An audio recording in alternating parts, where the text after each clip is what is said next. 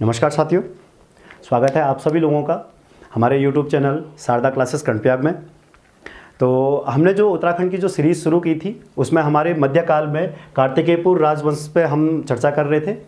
और कार्तिकेयपुर राजवंश के जो पहले पार्ट है, जो पहला इसका पार्ट आ चुका है, तो उसमें हमने चर्चा की जितने भी आपके जोशीमठ में आपके जितने भी राजा हुए और उनके जो वंश हुए उन सब के बारे में हमने चर्चा की। उसकी अगली कड़ी के रूप में आज ये दूसरा भाग इसका हम डिस्कस करने वाले हैं। तो चलिए स्टार्ट करते हैं अपनी वीडियो को और देखते हैं किस तरीके से ये दूसरा राजवंश जो कि कत्यूरी राजवंश कहलाया, उनका किस तरीके से शासन शुरू हुआ और किस तरीके से इन्होंने अपनी राजधानी को परिवर्तित किया था। तो वीडियो को स्टार्ट करने से पहले आप सभी लोगों का बहुत बहुत धन्यवाद। आप लोगों ने हमारी जो पिछली वीडियो है जितनी भी आई हुई है, जितनी भी सीरीज़ आई हुई है, उसको बहुत ज़्यादा समर्थन दिया है, आपने बहुत ज़्यादा उसको सपोर्ट किया है। तो इस चीज़ का बहुत बहुत धन्यवाद आप सभी लोगों का।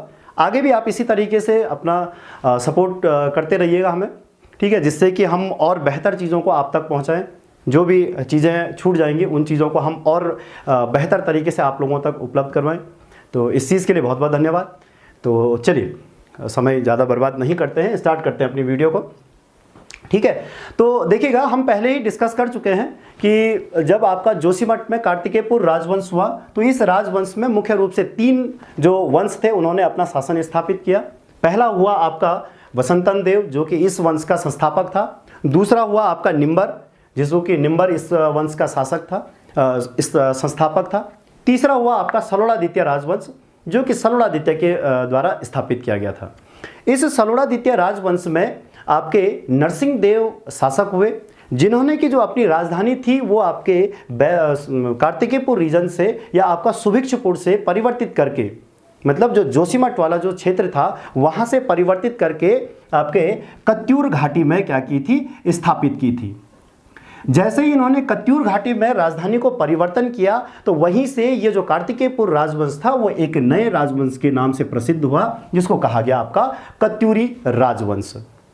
अब इनके बारे में जो कत्यूरी कहने का जो प्रमाण है वो मुख्य रूप से इनको कत्यूरी जो पहली बार कहा था वो एटकिंसन ने कहा था।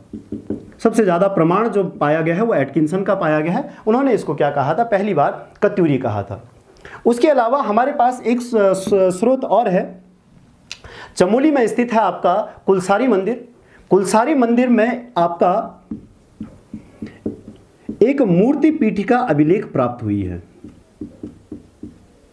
मूर्ति पीठिका अभिलेख, इस मूर्ति पीठिका अभिलेख से इन राजवंशों के या इन राजाओं के बारे में उल्लेख मिला है। और इस कुलसारी के मूर्ति पीठिका अभिलेख में इन लोगों के लिए जो नाम दिखाई देता है वो है आपका कातिऊर। उनको वहां पर कातिऊर के नाम से पुकारा गया है। और वही जागरों की बात करें तो जागरों में जो आपके कत्यूरी शासक हुए हैं या इस राजवंश को आपका कंथापुरी के नाम से पुकारा गया है। ध्यान रखिएगा, एटकिंसन ने सबसे पहले कत्यूरी कहा था, ठीक है। उसके बाद कुलसारी मूर्ति पीठिका जो अभिलेख है वहां से इनको कातिऊर नाम मिलता है। और आपका जो जागर है उन जागरों में इन लोगों को क्या कहा गया था, आपका कंथापुरी कहा गया था, ठीक है। तो इस तरीके से आपका बैजनाथ जो आपकी शाखा हुई थी, जो राजधानी आपके जोशीमठ से बैजनाथ में बनी थी, वहां से इस राजवंश की क्या हुई थी, शुरुआत हुई थी। लेकिन हुआ ये कि जैसे ही ये लोग आपके बैजनाथ शाखा में आए तो बैजनाथ से इन राजवंश का क्या हो गया था, विभाजन शुरू हो चुका था। बैजनाथ का जो पहला शासक हुआ तो ऑब्वियस है कि जो कार्तिकेयपुर से जो इन्होंने राजधानी परिवर्तित की वो नरसिंह देव जी थे। तो इसलिए बैजनाथ के जो पहले राजा होंगे वो कौन होंगे, आपके नरसिंह देव जी होंगे। कभी एग्जाम में पूछ लिया जाए कि जब कत्यूरी राजवंश की स्थापना हुई या बैजनाथ शाखा की शुरुआत हुई तो पहले राजा कौन थे, नरसिंह देव जी थे। नरसिंह देव के बाद एक शासक दिखाई देते हैं आसंती देव। और आसंती देव इस शाखा के पहले शासक हुए जिन्होंने कि अपनी जो राजधानी थी उसको बैजनाथ से उसी के क्षेत्र में पड़ता है, लेकिन वहां से हटाकर आपका एक अन्य स्थान पे बनाया जिसका नाम था रणचूलाकोट। रणचूलाकोट में इन्होंने क्या की थी, अपनी राजधानी परिवर्तित की। इसके बाद ये राजवंश धीरे धीरे करके आपके विभिन्न लगभग 13-14 जो शाखाएं थी उनमें परिवर्तित हो चुका था। इनमें जो सबसे प्रमुख था आपका अस्कोट शाखा, ठीक है। अस्कोट शाखा, इसके जो संस्थापक हुए थे वो आपके अभयदेव हुए थे। ठीक है। और जो आपका अस्कोट है मुख्य रूप से आपके पिथौरागढ़ में पाया गया है, ठीक है, या पिथौरागढ़ में स्थित है वर्तमान समय में। तो यहां पर इन्होंने अपने गढ़ की स्थापना की और ये कत्यूरियों से थोड़ा से क्या हो गए, अलग हो गए। दूसरी शाखा एक मुख्य रूप से पाई जाती है हमें रजवार शाखा, ठीक है। इन्होंने भी अपने एक अलग साम्राज्य की स्थापना की और रजवार में से एक व्यक्ति हमें दिखाई देते हैं रामू रजवार, जिस रामू रजवार के द्वारा आपका रामू रजवार के द्वारा तीनू रौतेली की धोखे से क्या की गई थी, हत्या की गई थी, ठीक। इसके अलावा हमें एक शाखा और दिखाई देती है मणकोटी शाखा, ठीक है। वो भी क्या हुआ था, कत्यूरियों से अलग होकर उसने मणकोट वाले रीजन में अपनी एक अलग से शासन व्यवस्था शुरू करवाई थी। इसके अलावा यहां से हमें जो मुख्य रूप से दिखाई देती है, जो शाखा दिखाई देती है, वो है पाली पछाऊ शाखा। यहां से जो क्वेश्चन बनने के जो चांसेस हैं वो मुख्य रूप से इसी शाखा से आने के पूरे चांस हैं, ठीक है। जो पाली पछाऊ शाखा थी ये स्थित थी आपके द्वाराहाट में, ये जरूर याद रखिएगा भाई, क्योंकि इसके बाद द्वाराहाट से ये लोग आपके चंपावत में बसे, पिथौरागढ़ में बसे, कोई आपके बागेश्वर में बसे, कोई आपके जो चमोली की जो सीमा लगती है वहां पर इन्होंने अपना अलग से गढ़ स्थापित किया, ठीक है। और अलग अलग तरीके से ये लोग बसने लग गए। लेकिन कत्यूर घाटी में अभी भी आपके जो कत्यूरी थी वो वहां पर निवासरत थे, ठीक है। पाली पछाऊ से जो आपके शाखा या जो राजाओं का उल्लेख मिलता है उनमें से एक दो राजाओं का जरा अच्छे से उल्लेख किया गया है, जैसे सुजान देव जी का किया गया है। सुजान देव जी के बाद आपका जो अगला उल्लेख मिलता है वो प्रीतम देव का। लेकिन प्रीतम देव ने क्या किया कि पाली पछाऊ से, मतलब इस द्वाराहाट से हटकर उन्होंने पिथौरागढ़ में अपने राज्य की क्या की, स्थापना की। क्योंकि प्रीतम देव को पिथौरागढ़ का संस्थापक भी माना गया है, राय पिथौरा इनको कहा गया है। यह एग्जाम में सवाल भी पूछा गया था कि पिथौरागढ़ का संस्थापक कौन था, ठीक है। राय पिथौरा इनको कहा गया है। इनके द्वारा यहां पर एक किले का निर्माण किया गया था जिसका नाम है पिथौरागढ़ का किला। इस पिथौरागढ़ के किले को जब अंग्रेज लोग यहां पर आए तो उन्होंने इसको लंदन फोर्ट के नाम से जाना, और जब यहां पर गोरखे लोग आए थे तो उन्होंने इसी को आपका गोरखा किला के नाम से क्या किया था, पुकारा हुआ था। तो याद रखिएगा, पिथौरागढ़ किले का अन्य नाम आपका गोरखा किला भी है और उसी को आप लंदन फोर्ट के नाम से भी जानते हैं। अब प्रीतम देव जी का यह उल्लेख है कि प्रीतम देव जी की जो पत्नी थी उनका नाम था जिया रानी, लेकिन जिया रानी का जो वास्तविक नाम था वो था आपका मौला देवी पुंडीर। आपके एग्जाम में ऐसे सवाल पूछे जा सकते हैं, मौला देवी पुंडीर।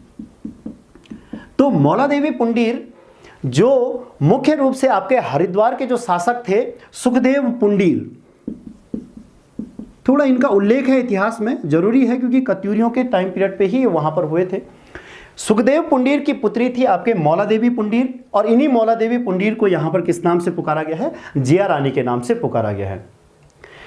सुखदेव पुंडीर का एक छोटा सा इतिहास बताता हूं मैं आपको कि जब 1399 में तैमूर लंग ने हरिद्वार में आक्रमण किया था तो उस समय तैमूर लंग का जो सामना किया था वो आपके सुखदेव के द्वारा ही किया गया था। और इस सुखदेव का उस समय जो साथ दिया था, इन्हीं जो पिथौरागढ़ या आपका चंपावत में जो सुई साम्राज्य हुआ, उनके जो शासक थे आपके ब्रह्मदेव, जिसको कि कत्यूरियों के अंतिम राजा भी कहे गए हैं, ठीक है, उन्होंने क्या किया था, इनका साथ दिया था। इस तरीके से जो जिया रानी थी, प्रीतम देव के टाइम पीरियड पे तुर्कों ने यहां पर आक्रमण किया और इन्हीं तुर्कों की सेना को पराजित करते हुए जिया रानी रानी बाग नामक एक स्थान है, वहां पर क्या हुई, ये रानी बाग जो नाम रखा गया वो इन्हीं के नाम पे रखा गया, क्योंकि इनके साथ सामना करते हुए ऐसा कहा जाता है कि तुर्कों से आक्रमण करते हुए ये वीर गति को प्राप्त हुई थी। और वहाँ पर जो एक छोटी सी नदी प्रवाहित होती है, उस नदी में ही इन्होंने क्या कर लिया था, अपने आप को आत्मदाह कर लिया था और वीर गति को क्या हुई थी, प्राप्त हुई थी। तो उस क्षेत्र का नाम तब से रखा गया, उसका नाम था आपका रानी बाग क्षेत्र, ठीक है, ओके। तो ये उल्लेख है आपके प्रीतम देव जी का और जिया रानी का। प्रीतम देव के बाद आपके अगले शासक यहां पर दिखाई देते हैं धामदेव, और धामदेव के बाद आपके अगले शासक दिखाई देते हैं मालू शाह। तो मालू शाह आप जानते हैं कि उत्तराखंड में या कुमाऊं में एक प्रसिद्ध प्रेम कथा है राजुला और मालू शाह के। तो राजुला और मालू साहा का जो एक यहाँ पर विवरण प्राप्त होता है, जो मालू साहा थे वो इसी प्रीतम देव के वंशजों में से कोई एक थे। ठीक है, उनका उल्लेख भी आपका यहाँ से प्राप्त होता है। इसके बाद यहाँ पर आपका जो अगला शासक हमें दिखाई देता है जिसने कि पाली पछाओं के बाद अपना एक छोटा साम्राज्य, एक गढ़ स्थापित किया, तो वो था आपका सुई का गढ़।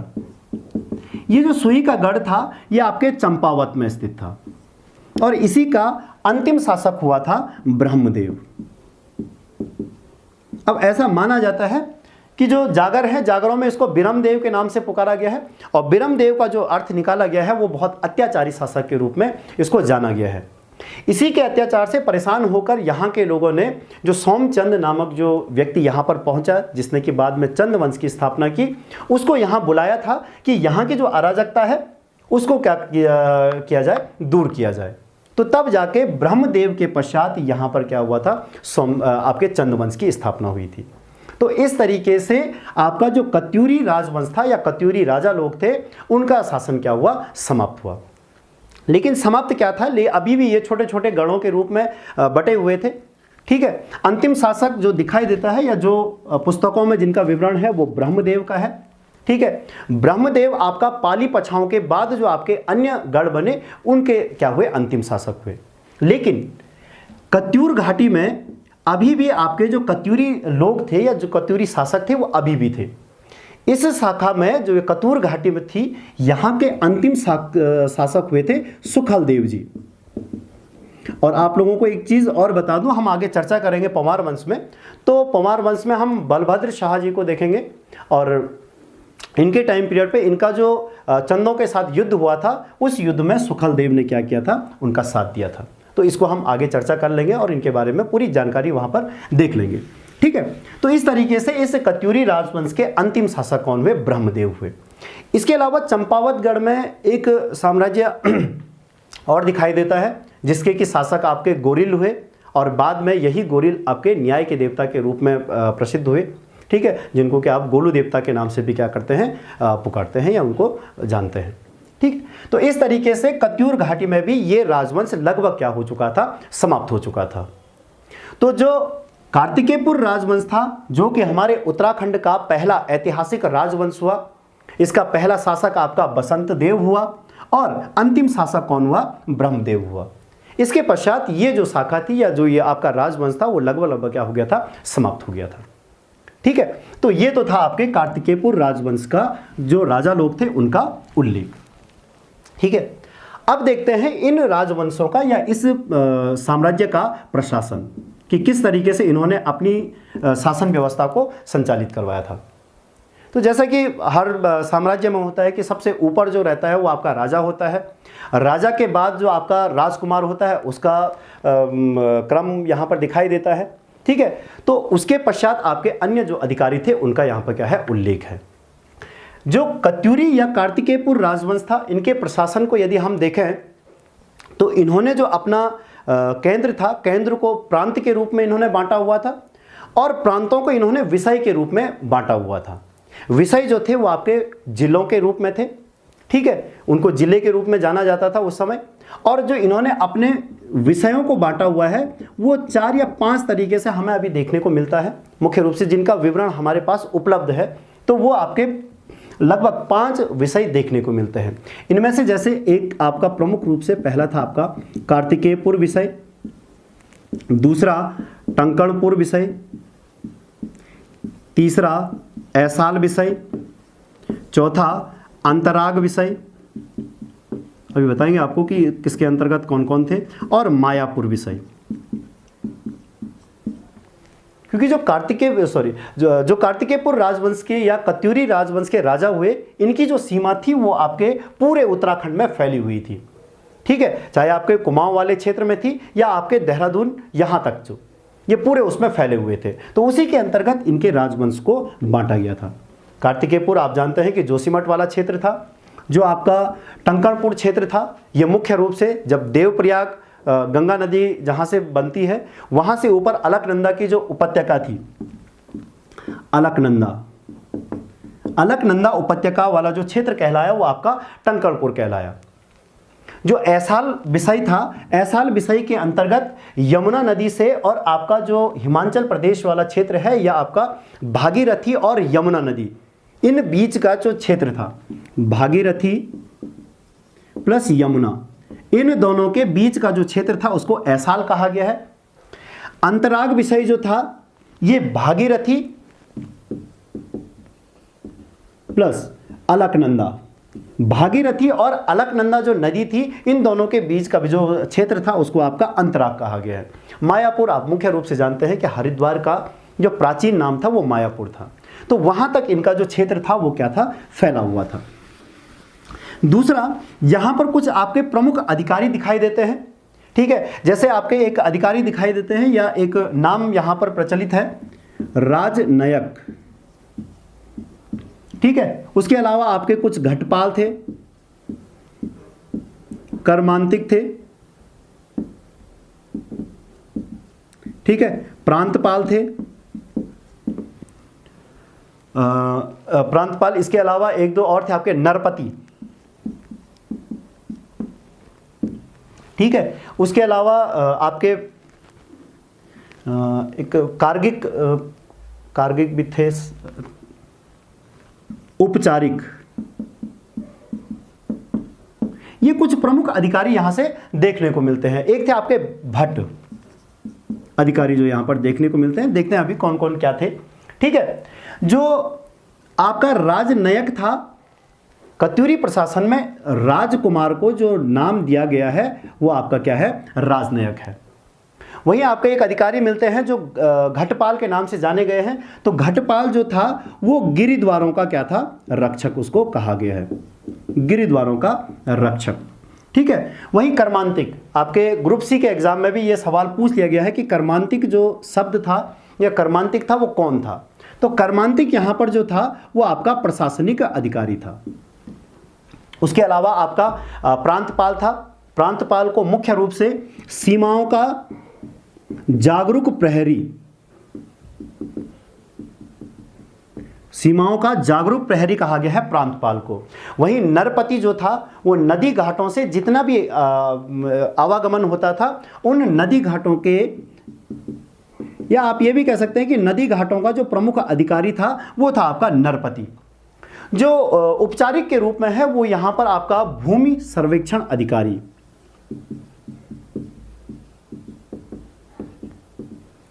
उपचारिक जो था वो भूमि सर्वेक्षण अधिकारी के रूप में जाना गया है। और वहीं जो भट्ट था, ये आपका जो कर वसूली होती थी उस कर वसूलने वाला जो अधिकारी कहलाता था वो आपका भट्ट कहलाता था।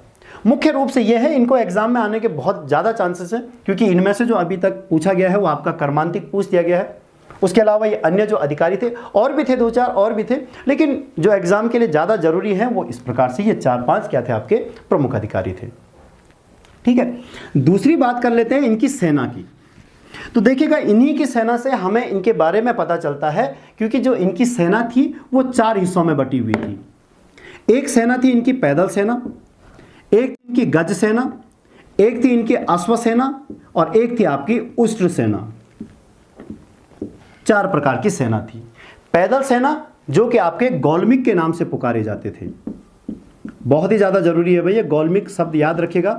पैदल सेना को गौलमिक कहा गया है, ठीक है। गज सेना, गज जो जहां पर आपके जितने भी हाथी वगैरह थे, अश्व सेना, ठीक है, जहां घोड़े वगैरह, और उष्ट्र।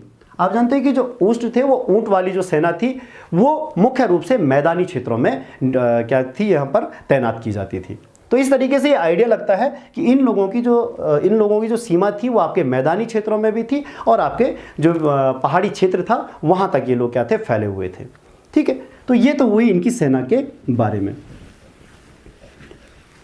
अब जो आपके कार्तिकेयपुर राजवंश के लोग थे, इन लोगों की जो भाषा थी, जो आम बोलचाल की भाषा थी, वो पाली भाषा थी, ठीक है। और दूसरा जो ये राजकाज की जो भाषा का प्रयोग करते थे, वहां पर ये संस्कृत का प्रयोग करते थे, ठीक है। तो ये इनका क्या था, मुख्य भाषा थी, एक पाली थी और एक आपकी संस्कृत भाषा थी।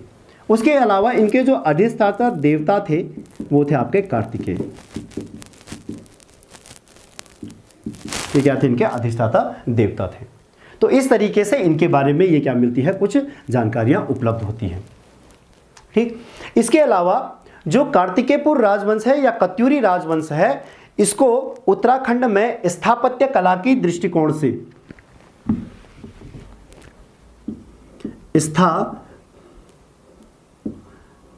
स्थापत्य कला की दृष्टिकोण से इसको क्या माना जाता है, आपका उत्तराखंड में स्वर्ण काल माना जाता है, क्योंकि इनके द्वारा यहाँ पर एक मंदिरों की एक नई शैली निकाली गई थी। क्योंकि उत्तर भारत में थोड़ा सा देख लेते हैं, उत्तर भारत में आपका नागर शैली थी, दक्षिण भारत में आपकी द्रविड़ शैली थी, ठीक है। इसी नागर शैली से बनकर आई हुई थी जिस शैली का नाम यहाँ पर रखा गया कत्यूरी शैली, या जिसको आप हिमाद्री शैली के नाम से भी जानते हैं। तो इन कत्यूरी शासकों के द्वारा यहाँ पर मंदिरों की जो एक निर्माण शैली निकाली गई वो कत्यूरी शैली थी, और इसके द्वारा इन्होंने यहाँ के बहुत सारे मंदिरों का क्या किया था, निर्माण किया था। ये जो मंदिर बनाए गए थे, ये मंदिर दो प्रकार से बनाए गए थे। एक आपके छत्र युक्त मंदिर थे और एक आपके क्या थे, शिखर युक्त मंदिर थे। दो प्रकार के, एक के मंदिर के ऊपर आपका शिखर होता था और एक मंदिर के ऊपर से आपका पूरा मंदिर होता, और उसके चारों तरफ से क्या बनाया जाता था, छत्र बनाया जाता था। जो छत्र युक्त जो मंदिर थे, उन मंदिरों में सबसे प्रमुख मंदिर है आपका गोपेश्वर का गोपीनाथ मंदिर, ठीक है। उसके अलावा आपका केदारनाथ मंदिर, लाखा मंडल मंदिर, ये बहुत बार एग्जामों में पूछे जाते हैं कि कौन सा किस प्रकार का मंदिर यहां पर स्थित है या किस प्रकार से वो बनाए गए हैं, ठीक है। इसके अलावा एक प्रसिद्ध मंदिर और है जो कि आपका अल्मोड़ा की नंदा देवी मंदिर है। तो नंदा देवी मंदिर भी आपका छत्र युक्त प्रकार का मंदिर है ये। उसके अलावा जो दूसरे शिखर युक्त जो मंदिर हैं, शिखर युक्त मंदिरों की एक पहचान थी कि यहां पर आपका परिवार समूह का होना अनिवार्य था, ठीक है। इनमें से सबसे प्रमुख है आपका द्वाराहाट, जागेश्वर, आदिबद्री। मुख्य रूप से ये तीन क्या है आपके मुख्य रूप से मंदिर समूह है। इसके अलावा भी हैं आपके, जैसे कटारमल सूर्य मंदिर है, वहां पर भी आपका परिवार समूह पाया गया है। तो ये दो प्रकार की शैलियां यहां पर इनके द्वारा निर्मित की गई थी। तो ये पूरा जो आपका खाका था ये आपके कत्यूरी या आपके कार्तिकेयपुर राजवंश के बारे में था, ठीक है, जिसमें हमने उनके प्रशासन के बारे में चर्चा की, उनकी दोनों शाखाओं के बारे में हमने चर्चा की, कार्तिकेयपुर वाली शाखा और कत्यूरी वाली शाखा। तो ये जो आपका कार्तिकेयपुर राजवंश था, इसका जो टॉपिक है वो यहीं पर समाप्त होता है, ठीक है। ये इससे ज़्यादा इसमें है नहीं, कुछ नहीं, ठीक है। तो अब इस पार्ट को हम यहीं पर समाप्त करते हैं, ठीक है। ये वाला जो भाग था ये पूर्ण रूप से समाप्त हुआ।